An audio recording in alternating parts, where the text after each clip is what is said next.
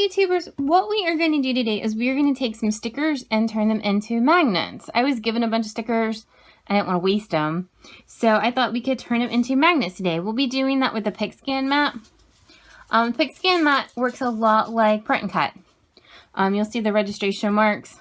So if you hate print and cut, this may not be the best project for you. But basically, instead of printing, whatever we can take a picture of within our box, we'll bring it in, trace it, and then cut it out. So, it's a really cool project when it does work. It can be a little fidgety. But we'll go through it today and make some magnets. So let's go show you what you need. Alright, so you will need the Pixscan Mat.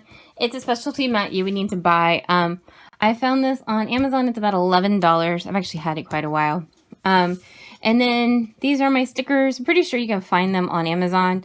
But whatever you want to turn into are magnets you would need as well. Alright, so I'm using a 9-inch Creative Station, Xyron Creative Station to do this. They make smaller ones too, like a 5-inch I believe. Either one will work. And then we are using, it's the Magnet and Laminate, cartridge in there, so it's magnet on one end and then laminate on the top. Now you might have to put several things through in order to get it all flat. It wants to sometimes put wrinkles in the cartridge, so you may have to make a couple of turns before it finally gets all flat. Alright, so we're going to take our magnets and we're going to feed them through. Something to keep in mind is that this is going on black magnets. So anything that's really dark, we're going to have to trace it. So the black on the black is going to be really, really hard to trace.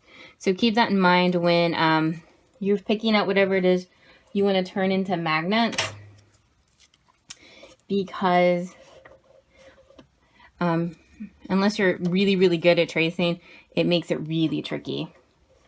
So we're going to put our little stickers in there and we turn it.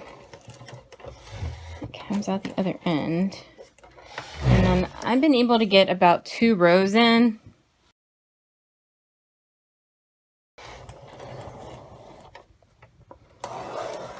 Cut it.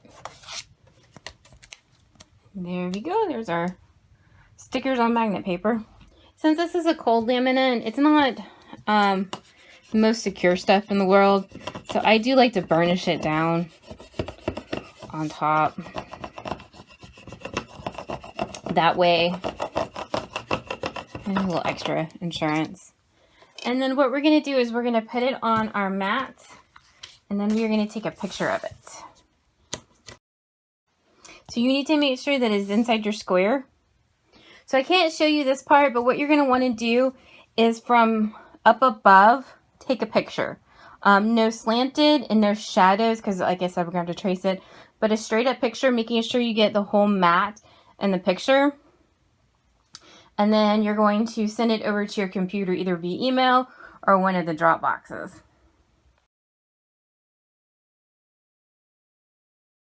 Alright, so we are going to do this on my Cameo 2 today because, quite frankly, I can't get it to work on my Cameo 4. This is the version of the software I'm using, and it's probably got a bug with the Pixscan Mat. I know a couple of the newer versions of the software currently have had some Pixscan issues, so we're going to use this on my Cameo 2.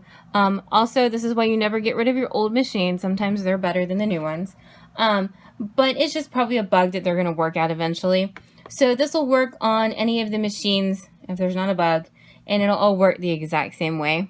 So, but that's the current one I'm working. There are newer versions available, but they have more bugs, and this is the one we're using right now. So what you're going to do is you're going to go to the Pixscan button over here, and we're going to hit import. I use my Google Drive to get it over to the desktop on my computer, and then it's going to import. And see, it'll tell you, it'll pick up the calibration from whatever you're using. If it doesn't, tell it to ignore it. I'm in it anyway. Also, if you have a computer with low RAM, which is the memory on the computer, it could take it potentially a while to process. But that is our picture. And now what we're going to do is we are going to We're going to have to trace each one of these because this is just a JPEG picture and it doesn't have any cut lines on it. So what I've found to do, where the butterfly is how we trace. Now most of these, because it's a white picture on a black background, trace pretty well just right off the bat. See, they've got a nice line. And this is where I tell you, I don't really actually know what any of this does. I just know that it's here. So fidget with the things if you don't get it to look like you need to. So we're going to trace and see those are all my cut lines. But I only want this outside edge. So it's probably pretty hard to see, but the cut lines are in there. So we're going to right click and release compound path. And see, and then it pops up all of the different cut lines. So what you're going to want to do is leave all of them selected, hit shift and unselect the outside one, and then hit delete. That way it gets rid of all the stuff you don't want to cut, and it leaves us with our one lone little cut line that we need. Okay? And we're going to have to do this for all of these. So, one more time. We go over to our butterfly, we trace,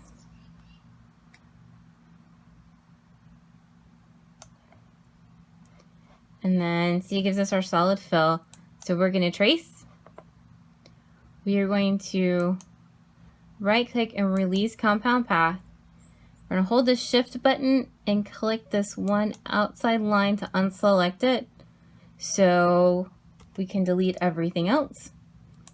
And then that's our one cut line that we need. And then we're just going to repeat this for all of our little doxies.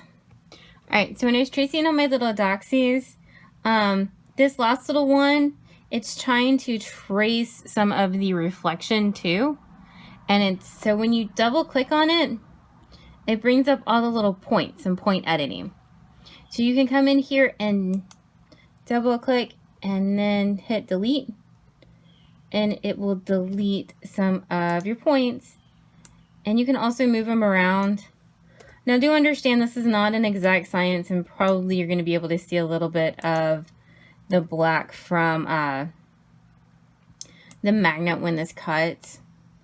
In general, understand that print and cut, or this Pixscan image stuff, is just going to be off. If you need something that's just ridiculously precise, this is probably not your best bet. Just because we're printing, we're cutting, we're tracing the images, we're doing the registration marks. There's a lot of points that this could potentially get off. It does a fairly good job, but this will not be absolutely 100% accurate. If you need something that's down to like the 1/8 or the 1/16 of the inch, this is not it. You need to find another way to do whatever it is you're wanting to do. But this works good enough for me to make some magnets to go in my house. So, and when we go over to send, all of our little doxies will light up with their cut marks. And then if you missed any little spots or anything, or that's how I figured out that this was tracing the reflection, you can go back and fix it. I've been using magnet paper adhesive backed with a blade of 6. I made some magnets the other day which were just printed paper, so I did have to increase the blade and the number of passes. But for this, this is what has been working well. But yeah, if you do some like paper, you can print out a sheet of paper and do the same thing. You're probably going to have to increase the blade and the number of passes as well. So, all right, so I did end up taping the top and the bottom. If you're going to tape anything, make sure you take your picture first and then tape. Tape doesn't matter after you got your picture. The reason why is this is a bit of a thicker mat, and then this material is thicker, and the Cameo 2 only has a 1mm clearance. So that makes it more likely for it, especially when it goes from this registration mark over here, to want to pick this up and get off. So I just do it as a little insurance. So we're going to load cut mat. We are going to hit send and hope that everything works.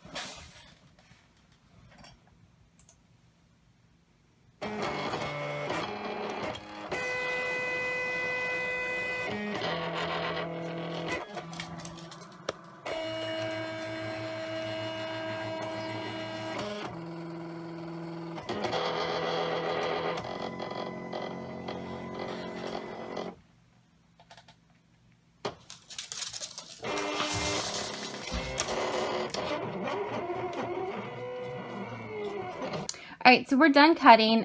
Definitely try and pull out a magnet before you take the mat out to make sure that it's actually cut all the way through. If it is not, send it back through and have it cut it again. You can increase the blade, since we're already at max force, increase the blade if it's not cutting through whatever you're trying to put through.